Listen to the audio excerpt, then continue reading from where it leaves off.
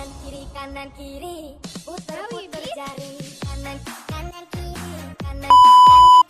Sistem reproduksi adalah sebuah rangkaian dan interaksi organ dan zat dalam organisme manusia yang dipergunakan untuk berkembang biak. Pada kesempatan kali ini akan ada dua jenis alat reproduksi yang nantinya akan dibahas, yaitu alat reproduksi pada wanita dan reproduksi pada laki-laki. Bagi wanita, alat reproduksi bagian luar terdiri atas vagina, labia mayora, labia minora, mons pubis, dan clitoris. Pada bagian dalam terdiri atas ovarium, tuba fallopi atau oviduk, dan juga uterus atau rahim. Alat produksi pria bagian luar terdiri dari penis dan skrotum, dan bagian dalamnya terdiri atas testis, epididymis, kelenjar prostat, vesicula seminalis, dan vas deferens. Materi yang akan pertama kali dibahas yaitu sistem reproduksi pada wanita. Berikut adalah penjelasan bagian-bagian dari alat reproduksi pada wanita. 1. Ovarium atau induk telur. Ovarium adalah tempat pembentukan sel telur atau ovum. Berjumlah sepasang, bertempat di rongga badan. Ovarium terletak di sebelah kiri dan kanan rongga perut bagian bawah. Kedua kata lain dari mons pubis yaitu mons veneris. Kerap sekali disebut juga dengan kemaluan, dan merupakan lapisan lemak yang berfungsi untuk menutupi tulang pada kemaluan.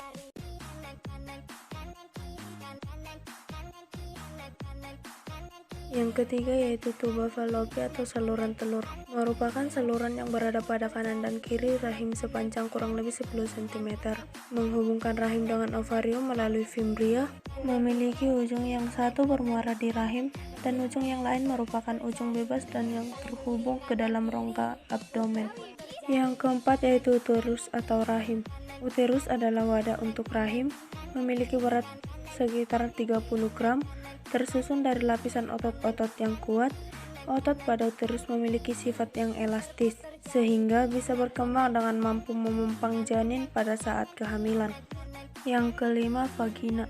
Vagina memiliki panjang sekitar 8-10 cm, terletak di antara rektum dan kantung kemih. Vagina merupakan membranacea yang berfungsi untuk menghubungkan rahim ke bagian luar. Vagina memiliki selaput lendir, dan vagina yang sehat memiliki sifat yang asam.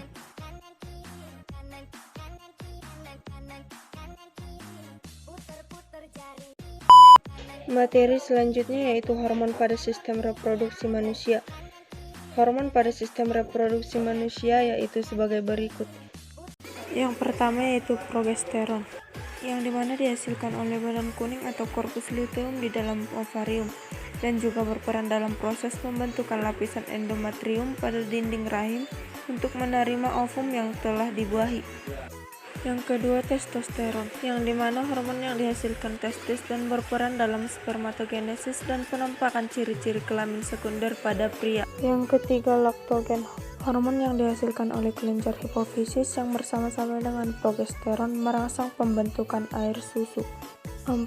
Relaksin, dihasilkan oleh plasenta dan merangsang relaksasi ligamen pelvis pada proses kelahiran. Yang kelima, oksitosin. Oksitosin dihasilkan oleh hipofisis yang berperan pada proses kelahiran. Oksitosin berfungsi untuk merangsang kontraksi awal dari otot uterus. 6. LH, yang dihasilkan oleh kelenjar hipofisis dan dapat merangsang proses pembentukan korpus luteum atau badan kuning dalam ovarium setelah terjadi pada proses pelepasan sel telur atau ovulasi. 7. FSH, yang dihasilkan oleh kelenjar hipofisis dan berperan dalam proses pembentukan atau pematangan spermatozoa yang dikenal sebagai spermatogenesis dan ovum yang dikenal sebagai oogenesis. Dan yang terakhir yaitu merangsang reproduksi hormon estrogen pada wanita dan testosteron pada pria. Dan yang terakhir yaitu estrogen. Estrogen dihasilkan oleh folikel graft di dalam ovarium, berperan dalam oogenesis dan penampakan ciri-ciri kelamin sekunder pada wanita, dan menghambat produksi FSH dan merangsang produksi LH.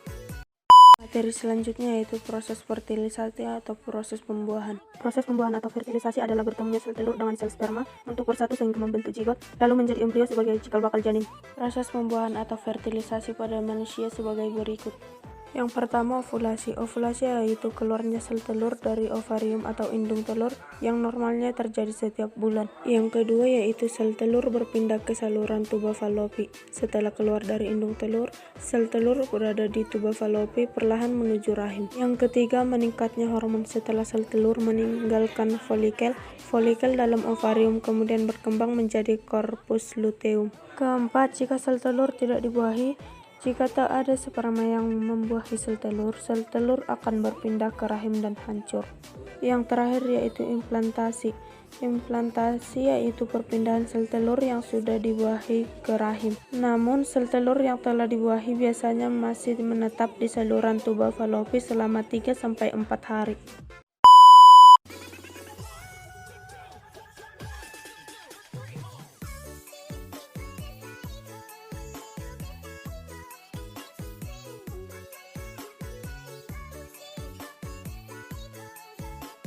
Pada kesempatan kali ini saya akan menjelaskan bagian-bagian alat reproduksi pada pria.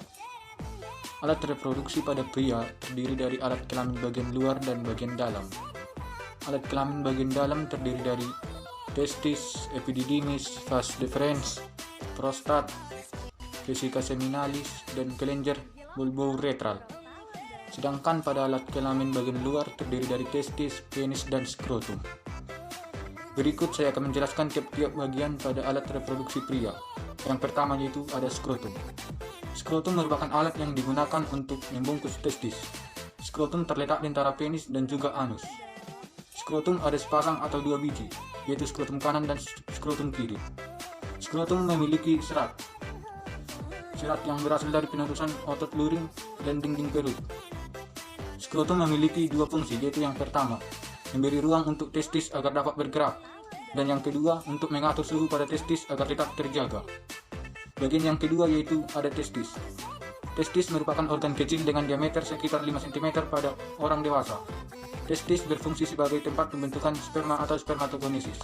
Bagian yang ketiga yaitu ada epididymis. Yang dimaksud dengan epididymis ialah saluran yang keluar dari testis. Epididymis adalah bagian organ pada alat reproduksi yang memiliki bentuk sebagai saluran yang bergerak, yang berkelok-kelok. Saluran ini berada pada skrotum dan juga berada di luar testis. Bagian yang keempat ada vas deferens. Vas deferens ialah tabung yang dibentuk dari otot yang merupakan lanjutan dari epididymis. Fungsinya ialah sebagai penghubung antara epididymis dengan kantong sperma dan sebagai tempat penyimpanan sperma sebelum dikeluarkan melalui penis. Bagian yang kelima yaitu vesicula seminalis. Vesicula seminalis ialah sebuah kantong yang dindingnya menghasilkan getah sebagai makanan untuk sperma. Bagian yang keenam itu ada kelenjar bulbouretral. Kelenjar ini ialah kelenjar kecil eksokrin yang terdapat pada sistem reproduksi pria. Kelenjar ini menghasilkan cairan praejakulasi atau cairan preseminal.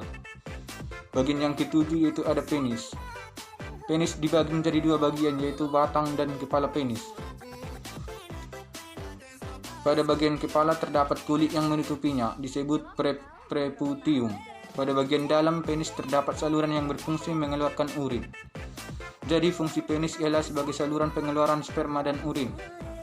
Dan yang terakhir ada uretra. Uretra merupakan saluran sperma dan urin yang berfungsi membawa sperma dan urin keluar tubuh melalui penis. Sekian penjelasan dari saya. Terima kasih.